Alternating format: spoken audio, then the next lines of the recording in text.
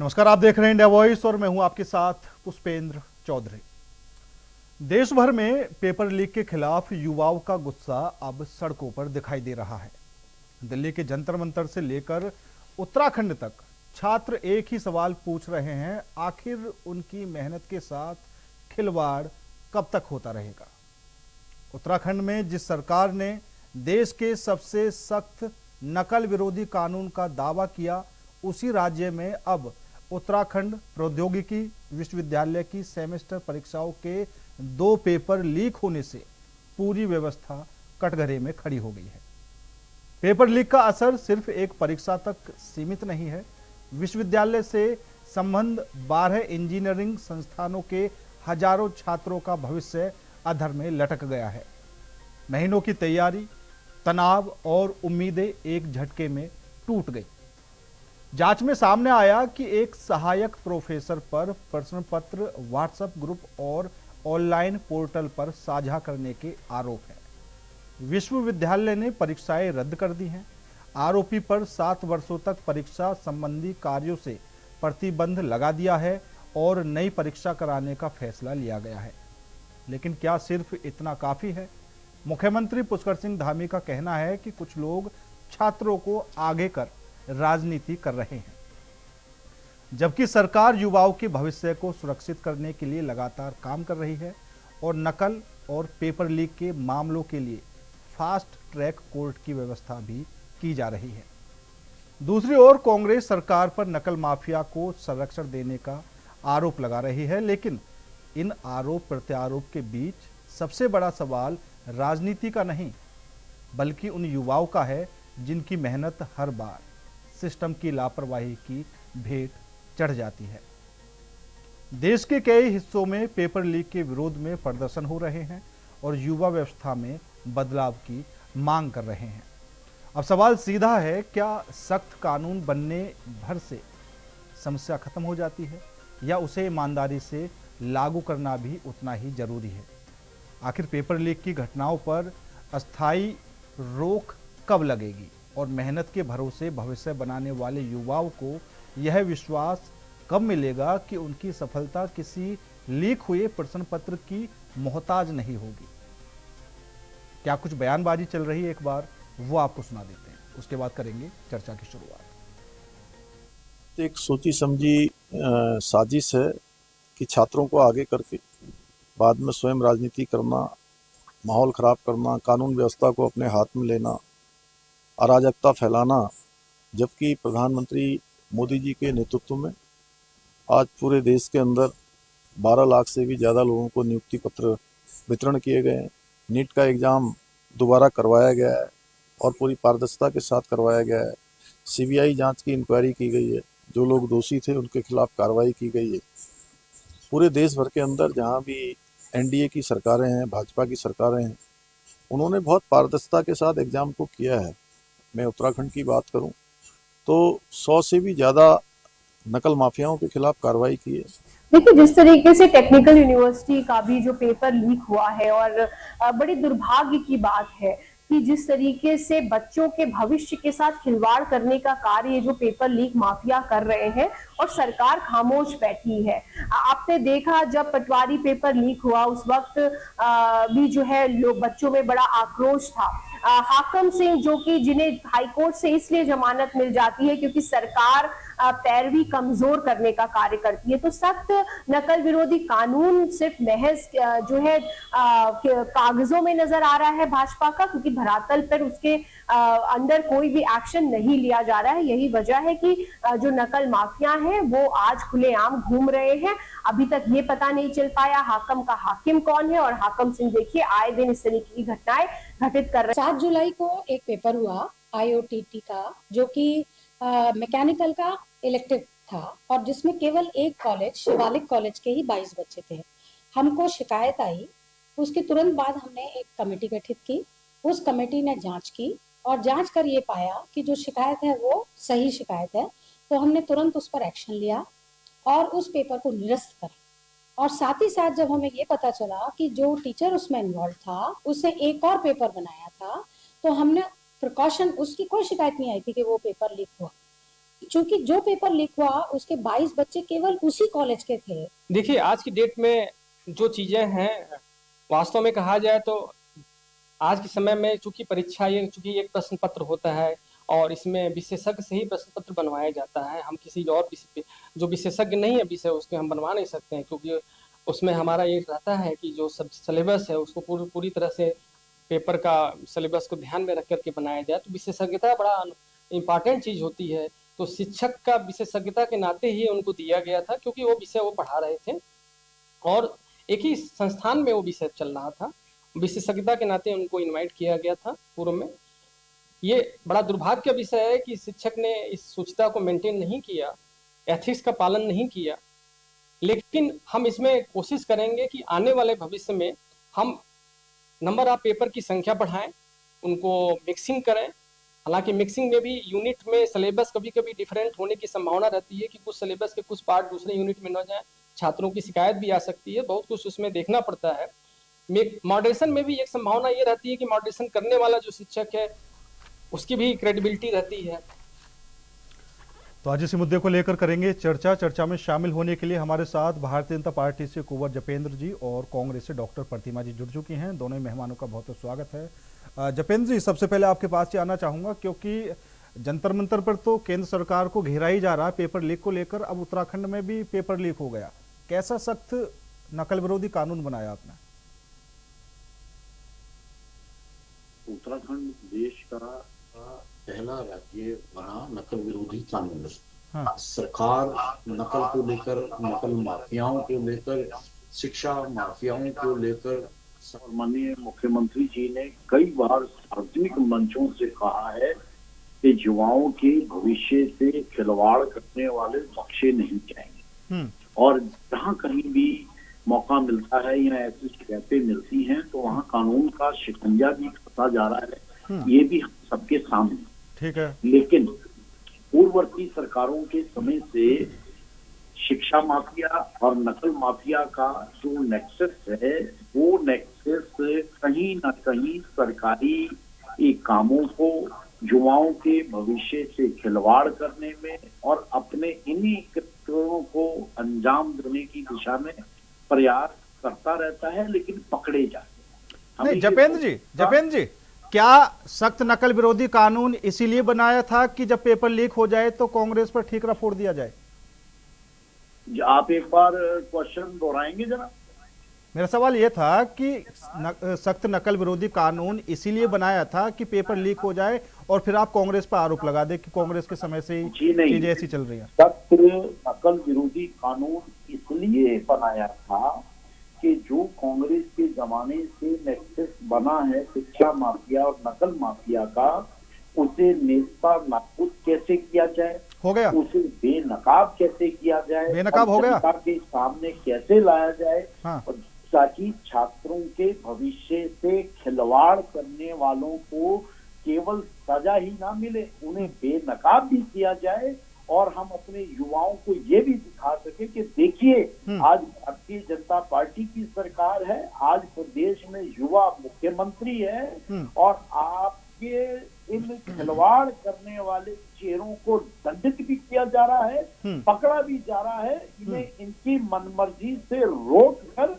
आपके भविष्य नहीं। जपेंद्र जी, जब इतनी ही कार्रवाई करनी है सरकार को, जपेंद्र जी, जब सरकार को इतनी ही कार्रवाई करनी है कि पेपर लीक हो जाए और बाद में उन लोगों को गिरफ्तार कर लिया जाए जिनकी वजह से पेपर लीक हुआ है, मुझे ये समझ में नहीं आ रहा सख्त नकल विरोधी कानून लागू करने की फिर क्या जरूरत थी जब यही काम करना। जब से नकल विरोधी कानून लागू किया है उसके बाद से 3 बार पेपर लीक हो गए। जी, आपके सवाल में ही आपका जवाब है। अब आप खुद सोचिए कि नकल विरोधी कानून लागू करने के बाद भी अगर कुछ तत्व इस तरह की हरकतें करके सामने आ रहे हैं, पकड़े जा रहे हैं, तो आप ये खुद सोच सकते हैं कि जब भारतीय जनता पार्टी की सरकार नहीं थी, सख्त मुख्यमंत्री नहीं थे, तब ये लोग किस तरह से युवाओं के भविष्य से खिलवाड़ करते थे और इन्हें कांग्रेस का संरक्षण मिलता था। ये फिर आप कहेंगे कि आपने कांग्रेस का नाम ले दिया। अरे कांग्रेस तो 1947 के बाद से, आजादी के बाद से पिछले 60 साल तक युवाओं के भविष्य को चौपट करती आई है, उनसे खिलवाड़ करती आई है, उनके भविष्य को बेचती आई है। ये तो शुक्र मनाइए कि 2014 के बाद से कड़े कानून भी बन रहे हैं, कार्रवाइयां भी हो रही हैं, और इन नकल अच्छा, ठीक है, और शिक्षा ठीक है, ठीक है, ठीक है, ठीक है, जपेंद्र जी, राज्यों से लेकर केंद्र तक प्रयास। बिल्कुल बिल्कुल ठीक बात है, ठीक बात है। जपेंद्र जी, सख्त नकल विरोधी कानून के मुझे कुछ अच्छे काम बता दीजिए कि जब से लागू हुआ है ये काम हो चुके हैं। आपको जब से नकल विरोधी कानून लागू हुआ है, आपके पास, आप तो लोकतंत्र का चौथा स्तंभ है, मीडिया है, हाँ। आपको इसका कोई उत्तराखंड के अंदर कोई प्रभाव ही नजर नहीं आता कि युवा मुख्यमंत्री ने सख्त नकल विरोधी कानून लागू करा, और कानून लागू करने के बाद से किस तरह से इन नकल माफियाओं, शिक्षा माफियाओं के ऊपर नकेल कसी जा रही है। ठीक है, आज पूरे देश बिल्कुल बिल्कुल आपकी बात मान ली, आपकी बात जपेंद्र जी मान ली। अब मुझे बता दीजिए, ये जो सख्त नकल विरोधी कानून बना था, ये इसलिए बना था कि पेपर लीक ना हो, या फिर इसलिए बना था कि पेपर लीक हो जाए और गुनहगारों को पकड़ा जा सके?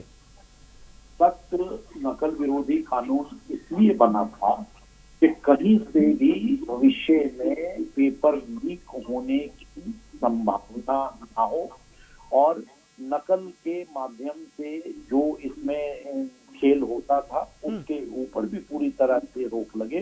नकल विरोधी कानून में हम नकल पर तो 100% काबू कर चुके हैं, लेकिन पेपर लीक में हमारा 80% तक हमने बिल्कुल शिकंजा कस दिया है। और जहाँ ये छोटी मोटी घटनाएं हो रही हैं और इस तरह से कुछ लोग अभी भी बाज नहीं आ रहे हैं, तो शायद नहीं जपेंद्र, छोटी मोटी घटनाएं थोड़ी हैं। अगर पेपर लीक होने से, परीक्षा रद्द होने से हजारों छात्र प्रभावित हो रहे हैं तो छोटी मोटी घटना नहीं बोलेंगे हम। देखिए, दो चीजों को टेक्निकली याद करें, नकल विरोधी कानून और पेपर लीक होने से रोकना। हाँ। नकल विरोधी कानून के लिए केवल छात्रों को नकल कराने वाले तत्व और नकल का ठेका लेकर पास कराने वाले, ये एक अलग नेक्सस था जिसके ऊपर 100% काबू पा लिया गया है। अब आइए कि आप पेपर लीक, अब पेपर लीक में मान लीजिए 10 लोगों का पैनल है। अब 10 लोगों के पैनल में जिनके पास पेपर की सारी जानकारियां हैं,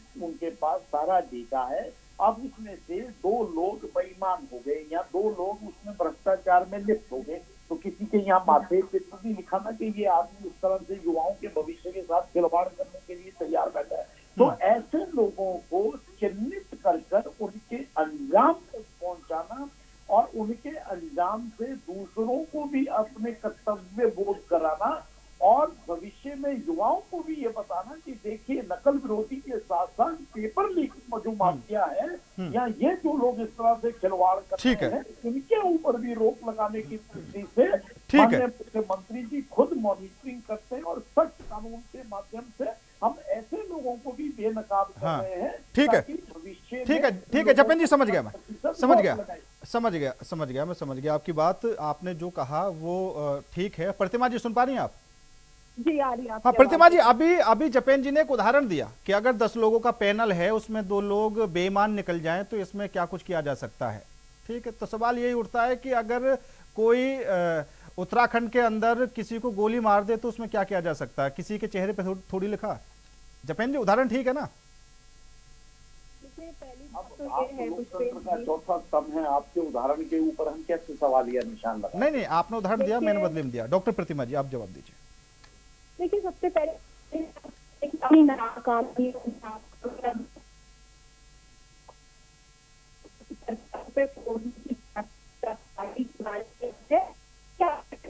प्रतिमा जी आपकी आवाज नहीं मिल पा रही है साहब, आप हाँ ये निकाल दीजिए आप। तो अब आप या तो जूम से ही डायरेक्ट कनेक्ट करवाया करिए या तो आप ब्लूटूथ करवाया करिए। जी बोलिए, आवाज मिल पा रही, बोलिए। देखिए, तो जिस फ्लो खराब कर देते हैं आप लोग। देखिए, जिस तरीके से पूर्ववर्ती सरकारों पर ठीकरा फोड़ने का कार्य भारतीय जनता पार्टी का कार्य शुरू से रहा है, 9.5 सालों से आप प्रदेश की सत्ता में बैठे हुए हैं और 2014 से आप देश की सत्ता में बैठे हुए हैं। उसके बावजूद भी आज पेपर लीक होता है तो आप कहते हैं कि कांग्रेस के समय की सरकार और जो नकल माफिया है उनके बीच का गठजोड़ है। ये दर्शाता है कि सरकार चलाना आपके बस की बात नहीं है।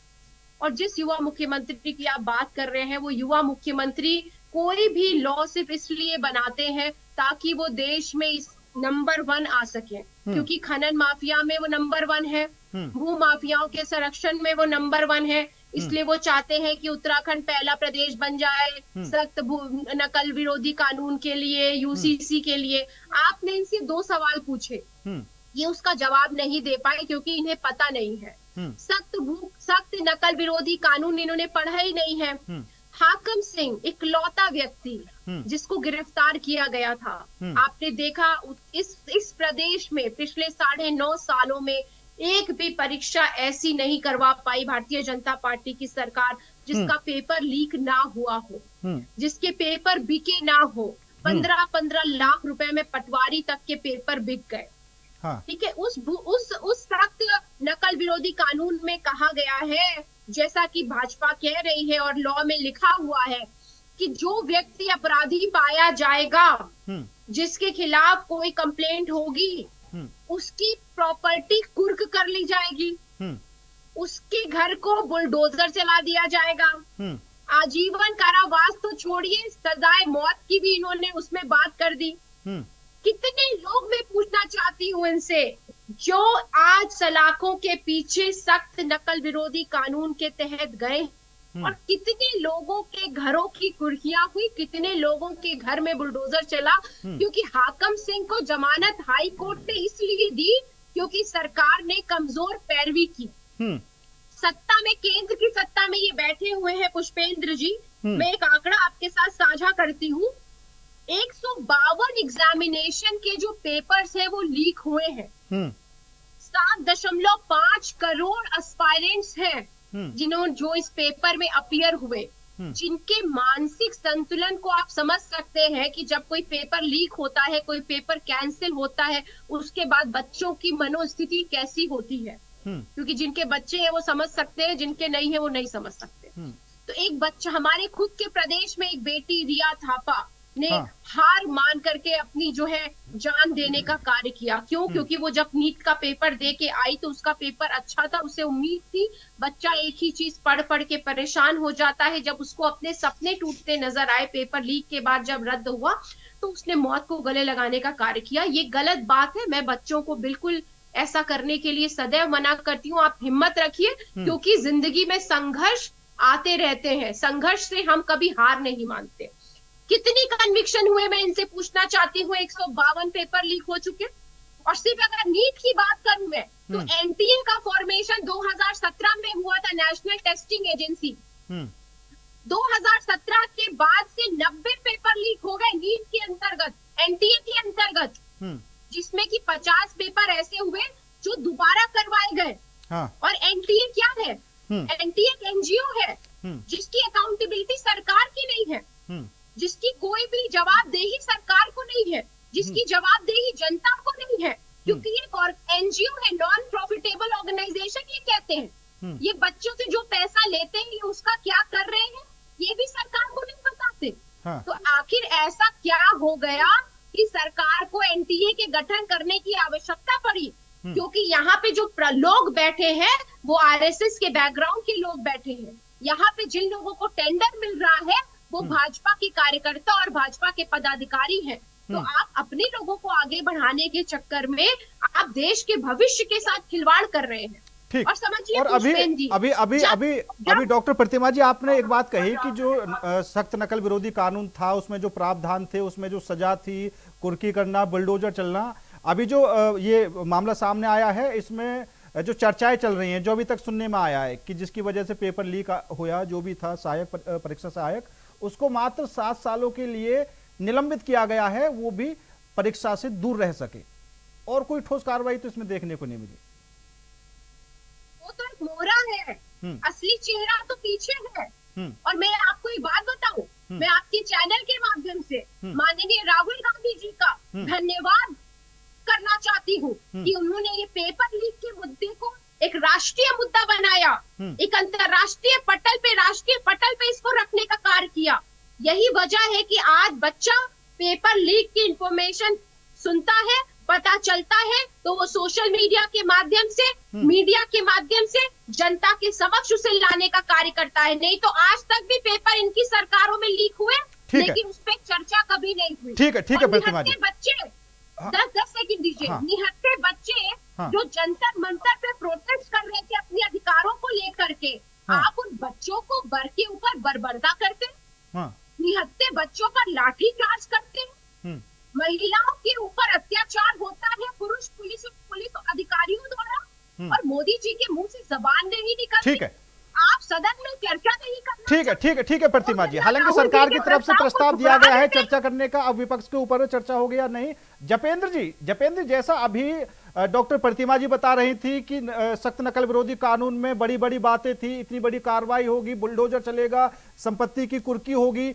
लेकिन वो कार्रवाई नहीं देखने को मिली। और अभी जो उत्तराखंड टेक्निकल यूनिवर्सिटी का पेपर लीक हुआ है, जो परीक्षाएं रद्द की गई हैं, इसमें भी यूनिवर्सिटी की तरफ से जो परीक्षा सहायक है जिसकी वजह से ये पेपर लीक हुआ, जो उन्होंने समझा, जो माना, हाँ क्या यही जानकारी थी, तो उसको मात्र 7 सालों के लिए परीक्षा से निलंबित किया गया है कि परीक्षा के पास ना आए। तो ये कौन सी सजा है, ठोस कार्रवाई कहाँ है?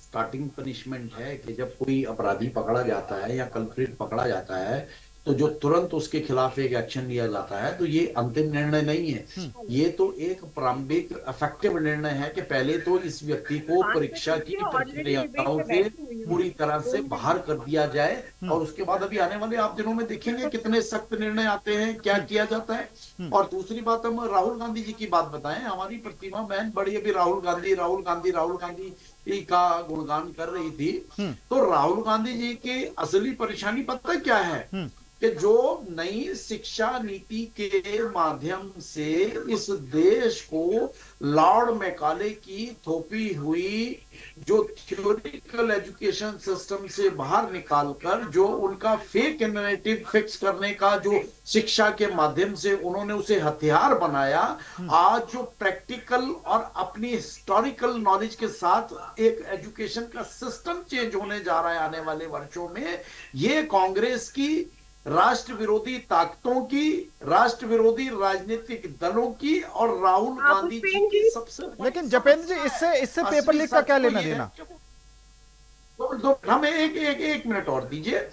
इस देश के एजुकेशन सिस्टम को अपने देश की परंपराओं, मान्यताओं और भविष्य की योजनाओं के अनुरूप जो ढालने का प्रयास हो रहा है, कांग्रेस के सहयोगी दलों का सबसे बड़ा प्रॉब्लम वो है कि वो घबरा गए हैं। मतलब आप कहना चाहते हैं इसी वजह से पेपर लीक हो रहा है, वो उजागर हो जाएंगी।